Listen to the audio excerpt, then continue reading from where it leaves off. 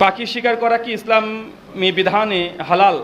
যদি হালাল হয় তাহলে এমন জায়গায় কাজ করলে কি সেটা বৈধ হবে?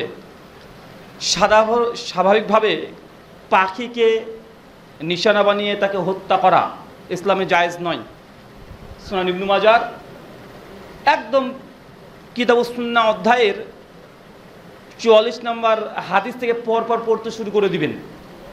আল্লাহর নবী আলাইহিস সালাম একজন সাহাবী পাথর দিয়ে পাখিকে নিক্ষেপ করছিলেন, আল্লাহর নবী রাগান্বিত হয়েছিলেন।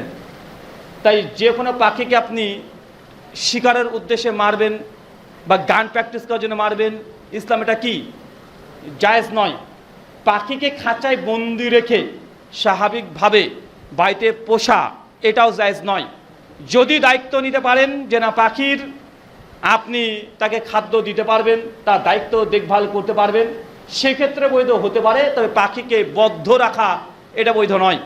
সহিহ বুখারী 3308 নম্বর হাদিস, আল্লাহ নবী বলছেন একজন নারী একটা বেড়ালের কারণে জাহান্নামে যাবে। অপরাধ, মেয়েটা বেড়ালটাকে পালতো, কিন্তু বেড়ালটাকে সে একদিন বেঁধে রেখেছিল, খেতে ঠিকঠাক দেয় নাই, বেড়ালটা মারা গেছে।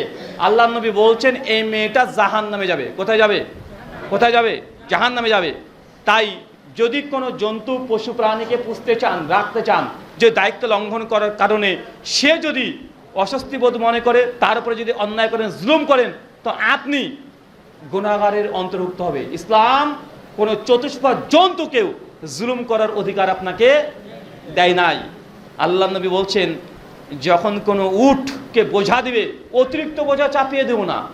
অতিরিক্ত মানে এলাকা তাকে দেখা যেত না, একটা গরু দেখাচ্ছে 2 কুইন্টাল বইতে পারে, তাকে 4 কুইন্টাল তুলে দিয়েছে, কিন্তু এই গরু বা ঘোড়াটা আর চলতে পারে না, আর মালিক যিনি আছেন তাকে জোরে জোরে তাকে পেটাচ্ছে। আছে না নাই? আছে না? আগে যেমন মাঠ ঘাটে আমরা দেখা যেত যে বলদগুলো নাঙ্গল টানতে পারে না, তাকে সবাক সবাক করে মেরে দিচ্ছে, দেখা যেত কি যেত না?